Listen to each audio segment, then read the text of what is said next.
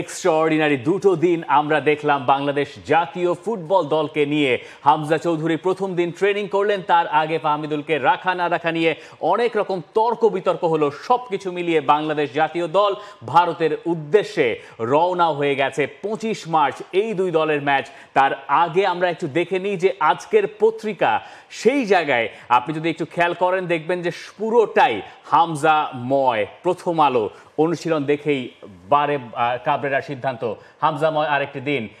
Daily Sun সব কিছু হামজা চৌধুরী ময়।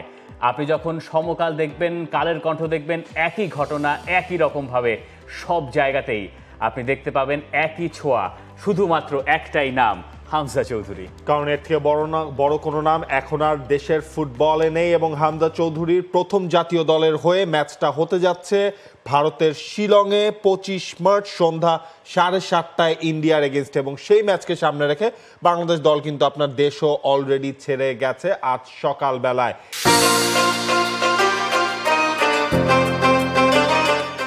এবং সেই বহরের মধ্যে হামজা চৌধুরীও ছিলেন।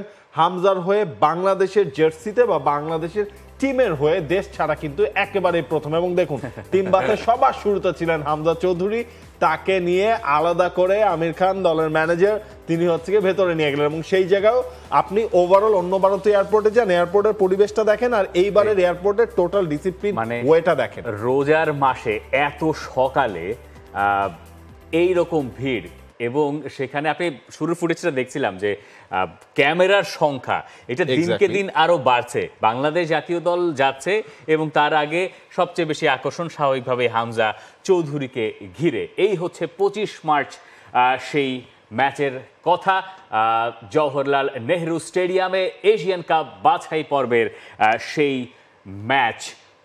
তবে এই ম্যাচের আগে বাংলাদেশ জাতীয় দলকে ছেটে ফেলা হয়েছে আরো একবার। 3 জন বাদ পড়েছেন। এই 3 জনকে ছাড়াই বাংলাদেশ জাতীয় দল গেল ভারতে। দেখেন, এখন পর্যন্ত দলে আছে 24 জন।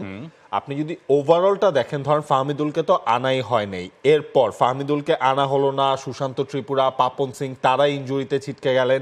আগেই কিন্তু আপনার 30 জন থেকে 3 জন কমে গিয়েছিল।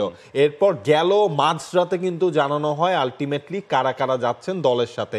সেই হিসেবে আপনার পিয়াস আহমেদ নোভা স্ট্রাইকার, তাকে বাদ দেওয়া হয়েছে। রাইট ব্যাক তাজউদ্দিন, তাকে বাদ দেওয়া হয়েছে। এবং উইঙ্গার আরিফ হোসেনকে আসলে বাদ দেওয়া হয়েছে। তার মানে 24 জনের যে স্কোয়াডটা দাঁড়াচ্ছে সেটা যদি আমরা দেখি কারা কারা আছেন সেই জায়গায়। গোলকিপার তো ছিলেন এই 3 জন, সেই 3 জনেই এখন পর্যন্ত দলের টিকে আছেন, 3 জনেই থাকবেন, এটাই খুব নরমাল।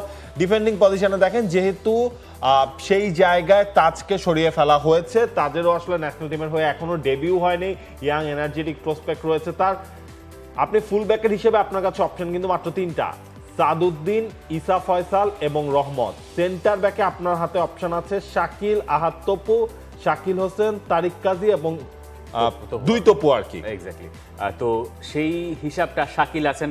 তো এই যে ডিফেন্সের হিসাবটা, এটা খুব বেশি মাথা ব্যথার কারণ নাও হতে পারে বাংলাদেশের জন্য। মানে আমি বলছি কম্বিনেশন মেলানোর ক্ষেত্রে মিডফিল্ডে বেশ কিছু কম্বিনেশনের সুযোগ আছে। সেখানে টিকে গেছেন চন্দন রায়, মোহাম্মদ হৃদয় বেশ কিছুদিন ধরে খেলছেন, হামজা তো আছেনই, সোহেল রানা দুজনই আছেন, মুজিবুর রহমান জনি যিনি শেষ ম্যাচে মালদ্বীপের বিপক্ষে গোল করেছিলেন, শেখ মোরসালিন, সৈয়দ কাজেম শাহ কেরমানি, জামাল ভুইয়া, এবং ফরওয়ার্ড লাইনে আমরা মোহাম্মদ ইব্রাহিম, ফয়সাল আহমেদ ফাহিম, শাহরিয়ার ইমন, রাকিব হোসেন, আলামিন তাদেরকে দেখতে পাচ্ছি।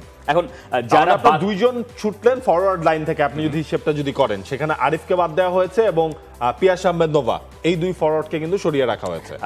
আরিফের ক্লাব মোহামেডান স্পোর্টিং ক্লাব সবার ওপরে, আরিফ গতি দেখাচ্ছিলেন, বাদ পড়ে গেলেন একেবারে শেষ দিকে এসে। এবং তাজের ব্যাপারটাও যদি আপনি দেখেন যে ফুল ব্যাক বলছিলেন 3 জন, সেখান থেকেও একজনকে ছেটে ফেলা। এবং নোভা, আমার মনে হয় এইটাও একটা, নোভার না থাকাটাও একটা জায়গা তৈরি করতে পারে আলোচনার জন্য। আপনি স্ট্রাইকিং পজিশন শুধুমাত্র আপনার থাকলো তাহলে নাম্বার 9 আল আমিন, যার এখনো ডেবিউ হয়নি, এবং হচ্ছে আপনি শাহরিয়ার ইমনকে দিয়েও কিন্তু আপনি প্ল্যান করছেন, সাম প্ল্যান।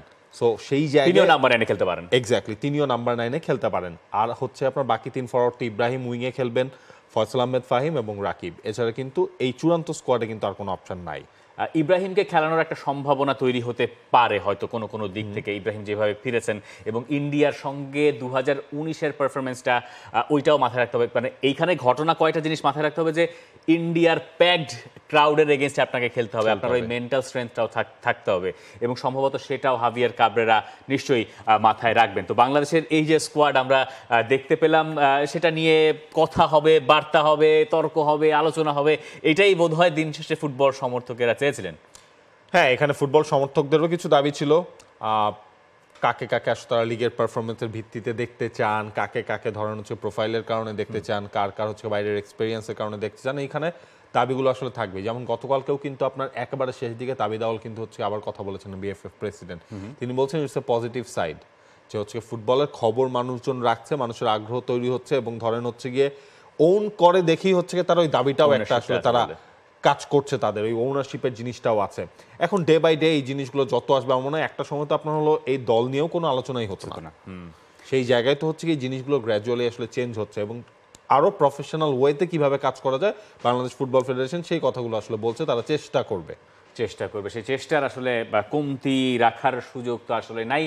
যেভাবে আগ্রহ দিনকে দিন হু হু করে বাড়ছে বাংলাদেশের ফুটবল নিয়ে, এরপরে আসলে সকল ক্ষেত্রেই জবাবদিহিতার সুযোগ বাড়বে, সেটা বিশ্বাস করেন বাফুফে প্রেসিডেন্ট তাবিদ আউয়াল এবং সেটা বোধহয় সমর্থক থেকে শুরু করে সংশ্লিষ্ট যারা যারা রয়েছেন সবাই এক বাক্যে মেনে নেবেন। For more updates, subscribe to our YouTube channel and click on the bell icon. Follow us on Facebook and Instagram. Download T-Sports app to enjoy exciting games and highlights. Visit tsports.com.